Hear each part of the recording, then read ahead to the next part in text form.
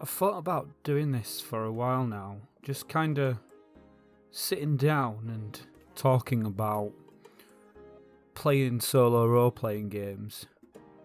For anyone who wants to listen, anyone who's into that hobby, I feel like it's a hobby that, when you first think about it, it seems to be a really small niche, very insignificant thing, and a lot of people just kind of dismiss it as sad, really. I would say, opinions can be pretty strong about it sometimes, that it's sad. Why would you want to play D&D or whatever system you want to use? I'll probably be saying D&D a lot because that's sort of my default system, but there's obviously many RPGs out there. A lot of people just think, why would you want to play it on your own? Do you not have any friends? Is that the issue? You just don't have any friends? And in some cases, I'm sure that is true. I'm sure there's people out there that don't have a strong friendship group, or for whatever reason they feel isolated, or they're just not socially able to relate to other people, and that's fine. I think that it offers people with those challenges something that can bring them into the hobby without necessarily having to find a group. But for me personally, it's not that I can't find a group. I've played group games. It's more, I always walk away from group games, even if I'm DMing them, just thinking, I want something just a little bit more rich, a bit more detailed, with a lot more substance. And I guess that's my failure as DM, that I'm not able to provide that. But for me, I like the pacing of a group game can be difficult, and sometimes you're left, especially if you're running the game. I've had this problem as a player as well. You just feel like you're not moved or enchanted or immersed as much as you want to be. And I think the great thing about playing solo is it gives you the ability to go at your own pace. So you're really able to kind of really zoom in and fixate on some of those finer details that you enjoy. And you're able to run the game absolutely in your own way.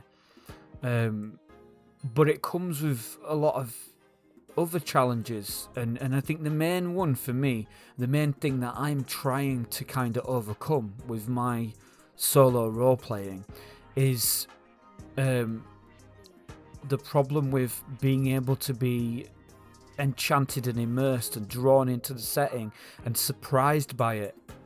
to sort of imagine yourself in the center of that world and having absolutely no idea what's going to happen. Now, this is something that's quite difficult to achieve because you're the one that's making everything happen. You're coming up with the ideas.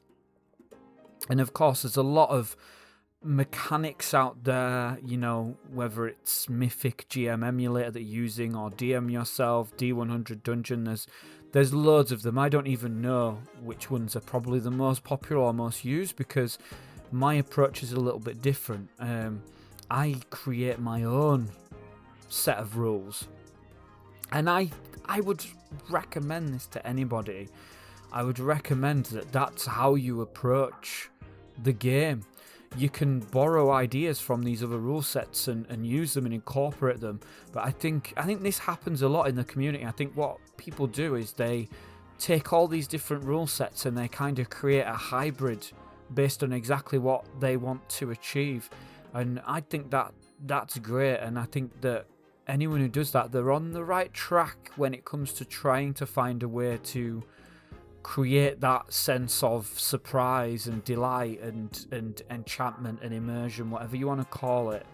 I think that's the key, because like I said, the challenge is trying to create a system where you get to be surprised, and that's something that people assume is unique to a group game of a group tabletop role-playing game, it's unique to that, but it can absolutely exist in a solo role-playing game, and I argue that it can exist on that level, that it could match what happens in a group game.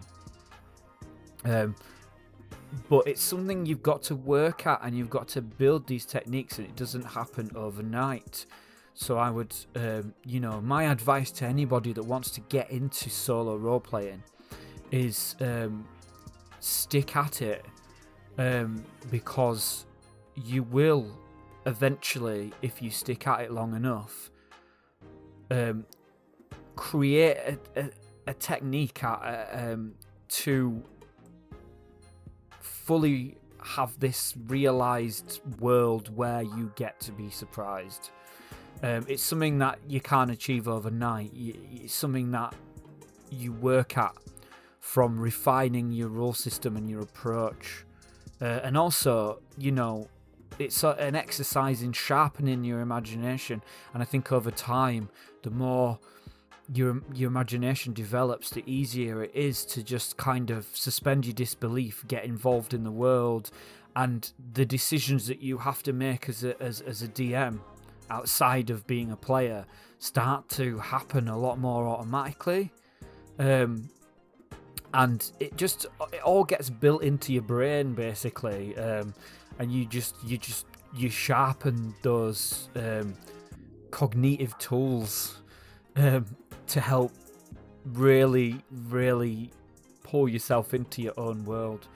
But one thing that I want to mention that I think has really helped me drastically when it comes to achieving this sense of suspended disbelief and being involved and being surprised and whatever you want to call it. I'm just throwing a bunch of words out there to try and describe a feeling, basically, of the feeling that you get in a group game, the way that you feel when you play a group game, but heightened to the next level in solo, because I think that in solo RPGs you can take these things and you can take them to the next level. But yeah, one thing that I have learned that I think is immensely helpful with solo is you've got to think about what your output is. What is your output? What comes out of the game? What emerges from playing your solo campaign? For me, it's my YouTube videos. I create YouTube videos out of my campaigns that allow somebody to kind of watch it and be hopefully entertained to a certain extent, and so that they can immerse themselves in my world, and also so that I can look back on these things and I can be even more immersed. I look back at my videos and they're like a collection of memories of certain moments that I've had in my campaign, and that helps me motivate myself and feel enchanted by the things that I do. So I would recommend that to anyone. It doesn't have to be YouTube. It can be a blog, it can be a little journal, but I would recommend something. You could use it to write a story, a short oral, something. It could be a fully fledged novel, it could be anything. It could be a blog that other people can read. And to add to that, I think that having this output, if you put it out there on the internet, on YouTube or on a podcast format, or in a blog, whatever it is, other people can then immerse themselves in your world, and that creates that social element that people argue is missing from solo role-playing. It's not missing, it's just different. If you're putting your stuff out there and people are following along and they're getting to know your characters, then you're creating that. It's not group storytelling, but it's no surprise that I'm an old school Renaissance gamer. I also like, I like 5th edition D&D, for example. I do like reading modern rule books. I just really do have a nostalgia for the old stuff. But one major difference, and I think that knowing this difference helps you change your perception somehow. One major difference between the old school and the new school is the new school is very focused on group storytelling to the point where the systems are designed and the players expect that they have a hand in crafting the world that's around them, which is fine. There's nothing wrong with that. That's a really cool thing to do. But with the old school, I feel like it's more that the DM or referee or games master, whatever you want to call it, creates a world that the characters are inside, and they can only make decisions based on what their characters can control in that world. They can't just start thinking, they can't start writing things into the campaign or taking charge of world building. That's not how it works. And this ensures that world has a sense of integrity, and it pulls you in because you're only in control of your character's actions. You can't control the outcome of those actions. You can't control the things that exist in the world, and it makes it so much more real. And that's the point. That's one of the reasons that I want to play these games, is because I want to have a character that I can live through as my avatar in that world and be confined by the physics in that world and what I'm able to control as a character. And that makes it more real, if you understand what I'm saying. So I've been talking for 12 minutes now. So this is just me talking.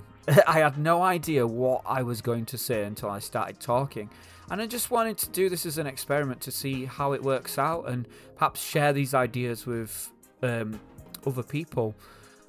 So here I am doing that, and these are some of the things that my brain thinks of. And I hope you enjoyed it, and I hope it gave you some food for thought. I'll maybe do more of these, depending on how I feel about them later and how they're received and all that stuff. But, if you did enjoy this, then I would encourage you to let me know. Click like and let me know what you think in the comments. Because that lets me know that what I'm doing is pleasing, and it, equally let me know if I'm not doing something well, or I could be doing something better, because I listen to all the feedback that I get on this channel, and I take that and I try and apply it, because I want this to be the best it can be based on what I'm able to do as a person with my limited skills. Anyway, before I begin to digress, I'm going to end this there. So thanks for listening, and as always, I will see you next session. Goodbye.